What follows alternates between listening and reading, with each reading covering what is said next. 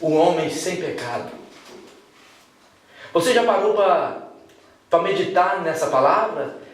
Na infância de Cristo, como está lá em Lucas? Ele viveu uma infância que você vive, que você está vivendo, ou que você já viveu, e nunca pecou. Ele conseguiu infiltrar no meio das crianças e nunca falar uma palavra que comprometia a Deus. Ele viveu em santidade o tempo todo que ele viveu na terra. Ele está dizendo aqui, está dizendo no versículo 9: nem houve engano na sua boca. Na boca de Cristo nunca houve engano. Ele era o sacrifício perfeito, ele era o cordeiro perfeito, ele era a exigência de Deus.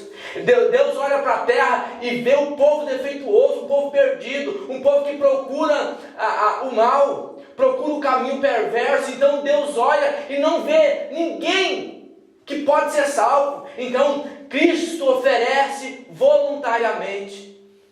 E a palavra diz que Ele vem morrer. Ele vem morrer, e quando Cristo chega para morrer, Ele morre inocente. Ele morre. O seu ministério ele começou com 30 anos, e aos 33 anos, depois ele foi morto. Ele viveu 33 anos sem falar uma palavra que comprometia o céu. 33 anos. Nós não conseguimos virar um dia, uma noite, sem pecar. Ele viveu 33 anos sem pecar, sem pecar. Ele conviveu no meio das crianças quando era pequeno. Ele conviveu no meio dos adultos quando era maior. Quando era jovem, ele conviveu com o jovem. E não pecou. Quando ele ficou mais velho, com seus 20 anos, ele conviveu com as pessoas de 20 anos e não pecou. Diz as Escrituras que ele era impregnado da palavra. Cristo era impregnado da palavra. A palavra diz que um dia a mãe e o pai dele, Maria e José, perdem ele numa festa. E diz que Maria e José saem procurando ele em todo lugar e não achou. Mas quando vai na casa de Deus, lá estava o Cristo inocente, o homem sem pecado. Amém, queridos? E outro, em segundo aspecto, ele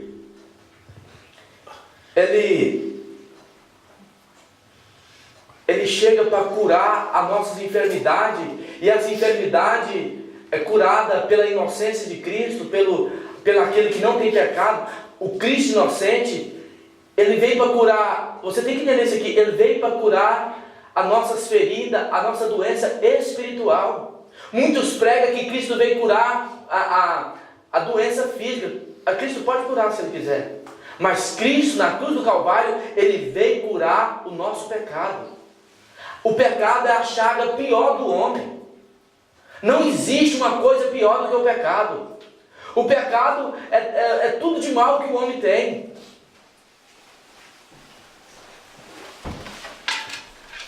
Escute, querido, você não quer ser uma pessoa fofoqueira, mas depois você acaba pegando você em fofoca. Você não quer mentir, você quer lutar contra a mentira, mas você se pega mentindo. Uma mentira bem simplesinha, se essa eu posso chamar mentira de simplesinha. Você não quer criticar, você luta contra a crítica, mas de repente você se pega criticando os outros, é pecado, você vai ser condenado por isso. Você vai ser justificado e condenado pelas suas obras.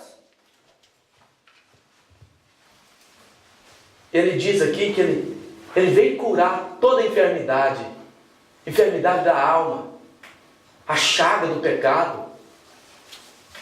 Irmãs, não tem como nós ser curados a não ser pela palavra. Escute, a palavra diz assim, a fé vem pelo ouvir da palavra, amém? Mas a salvação não é pelo ouvir. A salvação não é pelo ouvir da palavra. A fé vem pelo ouvir da palavra. Agora a salvação não. A salvação vem por crer naquilo que Deus está falando com você. A salvação vem pelo o fato de você crer. A fé vem pelo ouvir, e a salvação vem por crer. Crê e será salvo tu e tua casa. Amém? Quando nós ouvimos a palavra, a fé nos leva a entender. A fé nos leva a colocar tudo em ordem, mas quando nós cremos no que Deus está falando, então Deus começa a operar na nossa alma. Para Deus operar na sua alma, você tem que crer. Por exemplo, pastor, dá um exemplo, vou dar. Deus está falando conosco nessa noite, amém? Usando esse simples pastor para falar com você. Mas o fato de Deus estar falando com você nessa noite, a obra só vai ser feita na sua vida no momento que você passar a crer. Como assim, pastor? Essa mensagem é para mim. Deus está falando é comigo. Então, primeiro aspecto, Cristo, o inocente, quer te curar. Sabe esse pecado que você não dá conta de vencer? Você sabe por que você não dá conta de vencer? Porque você luta com suas próprias forças. Você luta com suas próprias mãos contra o pecado. Você nunca vai vencer. Você tem que tomar posse do sacrifício vicário de Cristo. Quando nós tomamos posse daquilo que Deus fez em nosso lugar, não nós mesmos, não nossa obra, nós não somos justificados pela nossa obra, mas nós somos justificados pelo sangue de Cristo. Amém, queridos? Amém. Então, quando nós tomamos posse do sacrifício de Cristo, e quando nós tomamos posse, Deus chega para nos condenar. E Ele chega e diz: Bia, eu vou te condenar pelos seus pecados. E Bia grita: Senhor, entre o Senhor e o meu pecado, eu coloco o meu fiador, o inocente Cristo. Então, Deus vê Cristo entre mim e você e Deus. E Ele, então, passa a te perdoar, passa a te colocar como inocente. Amém, irmãos? Então, essa é a segunda, é o primeiro aspecto. Cristo quer te curar. Ele quer ir aonde o doutor não vai. Ele quer curar o que os doutores não dão conta de curar. Panadol não cura pecado, não cura. Não cura somente o sangue de Cristo. Somente o poder da inocência de Cristo. E esse é uma das doutrinas pouco pregadas na igreja. A inocência de Cristo. Cristo é inocente. E por ser inocente, o sangue dele é poderoso. Um só pingo do sangue de Cristo dá para comprar céu e terra. Somente um pingo.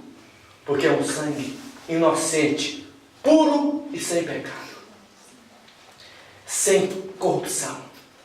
Não houve corrupção no sangue de Cristo. Ele é inocente.